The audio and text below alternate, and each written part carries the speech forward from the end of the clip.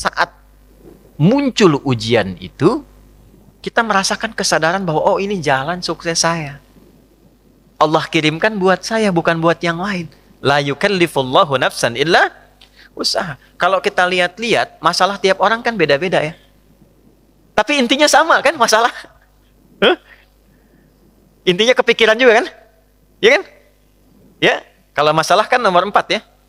Ya kan? Kan berpikir itu ada 4. Ada berpikir, sedikit berpikir, tidak berpikir, pikiranun. Gimana? Masalah itu kan pikiranun kan? Yang dipikirkan kan? Ya, semuanya sama, intinya berpikir. Di perusahaan yang besar, yang kecil berpikir. Ya. Yang sedang ujian berpikir. Kadang-kadang sama-sama pusing, pusingnya sama, tapi bentuk ujiannya beda-beda.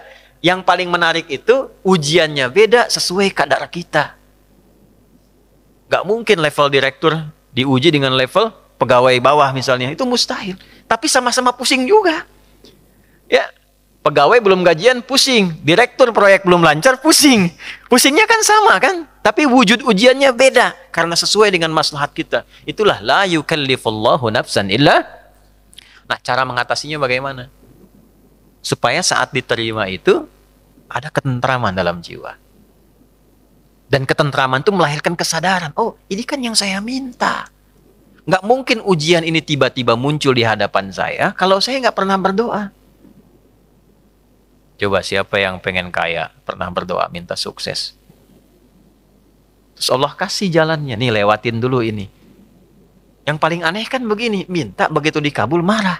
Kenapa harus saya ya Allah? Kan mana tadi doa gitu.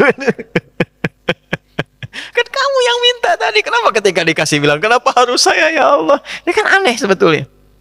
Ya? Jelas ya? Nah, supaya menghadirkan suasana itu, solusinya apa? Itulah hadiah Isra Mi'raj.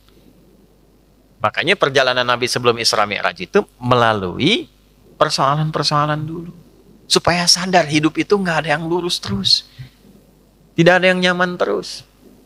Ya, Nabi itu sebelum Isra Mi'raj itu apa peristiwanya?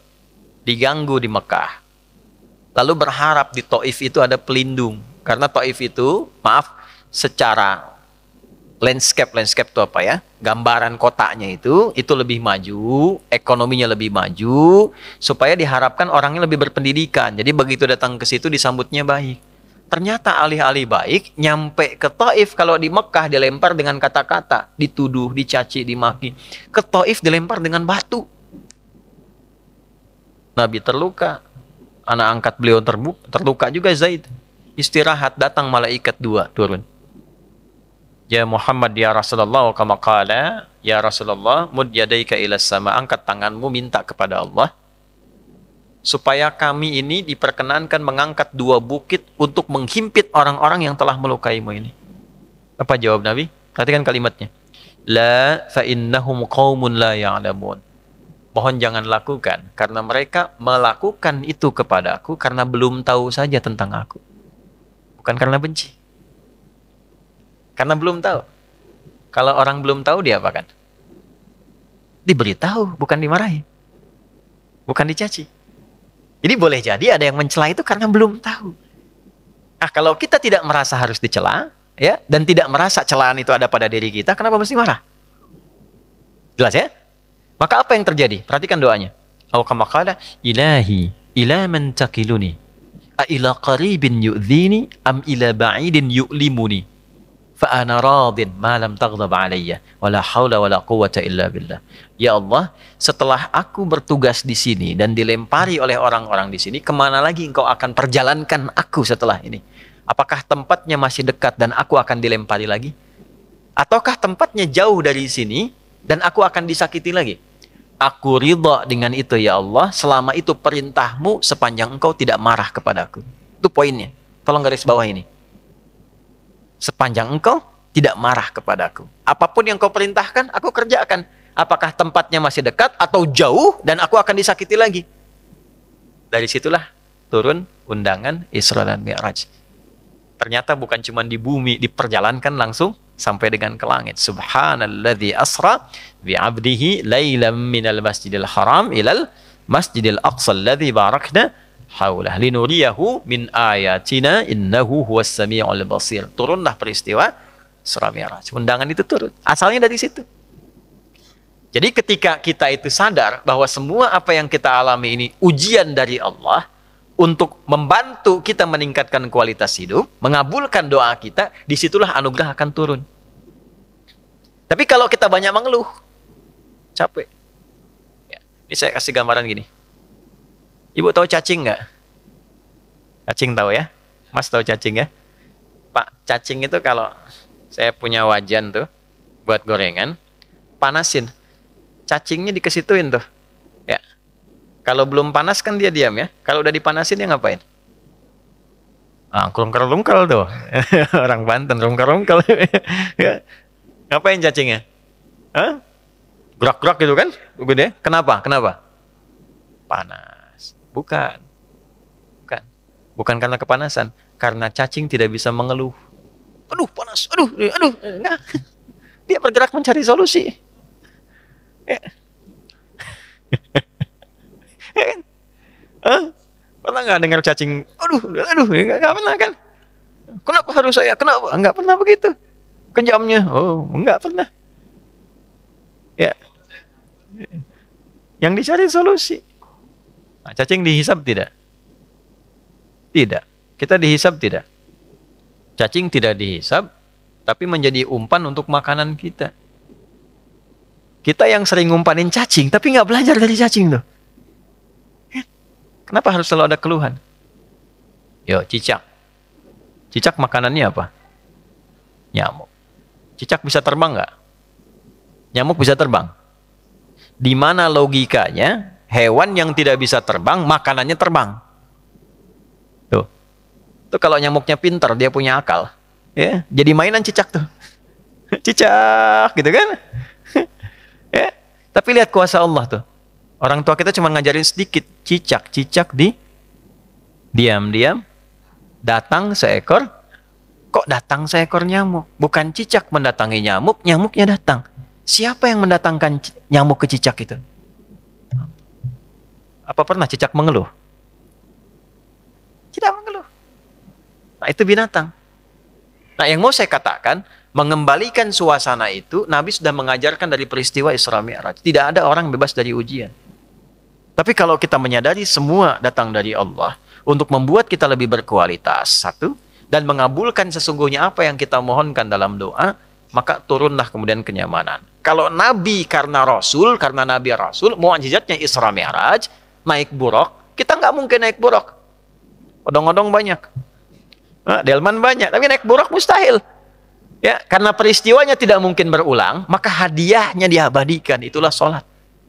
Itulah sebabnya panggilan sholat itu bersanding dengan hajat. Karena itu sholat disebut dengan hajat. Kebutuhan. Wasta'inu bisabri was sholat. Kalau punya masalah, terima dulu dengan sabar. Dan lakukan sholat.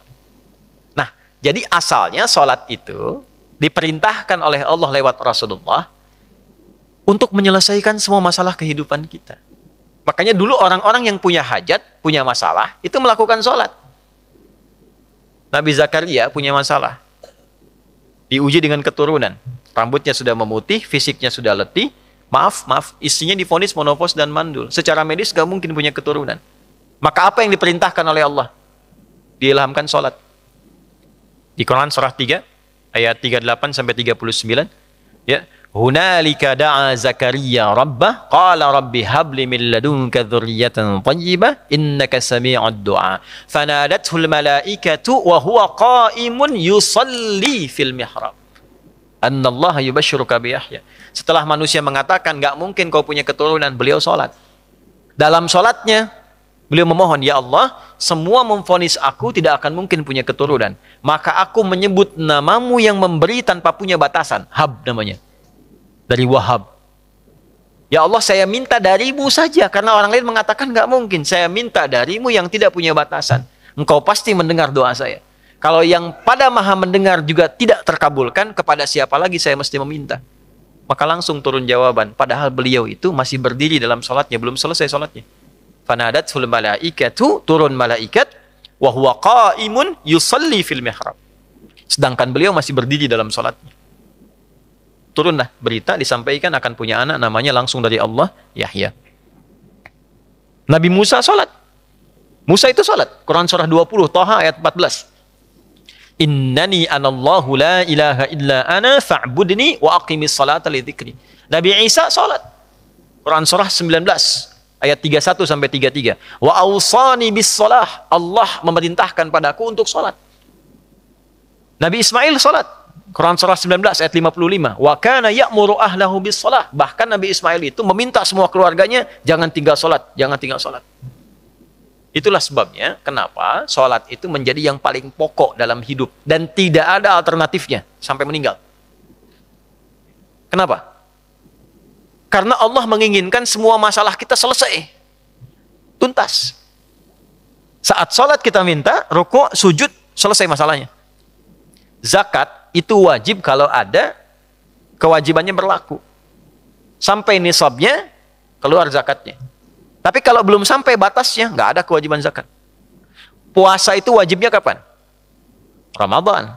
Kalau tidak Ramadan, tidak wajib, kecuali nazar. Ya. Dan saat Ramadan pun kalau nggak mampu masih bisa diganti. Kalau tidak qadha, fidyah. Haji wajib nggak? Kapan? Bagi yang mampu. Tapi sholat semua berlaku, berdiri. Nggak bisa berdiri, nggak mampu, duduk. Waqu'uda. Nggak bisa duduk, berbaring. Nggak mampu berbaring, isyarat. Nggak mampu isyarat, berkedip. Dengan kedipan selama masih sadar. Nggak mampu berkedip, disolatkan, kan sudah selesai. Ya. Ya, sampai titik akhir tuh. Ya, sampai titik. Kenapa? Karena Allah tidak menginginkan semua hambanya siapapun punya masalah yang tidak selesai. Duduk punya masalah, selesai. Berbaring punya masalah, selesai. Itu masalahnya. Dan tidak ada orang hidup yang tidak punya masalah. Ini subuh kan baru berapa menit tadi kita lewat? 30 menitan. Ada nggak yang nggak punya masalah sekarang? Nggak ada. Nanti subuh ke zuhur pasti punya masalah lagi. Kalau sholatnya benar, selesai. Itulah asalnya.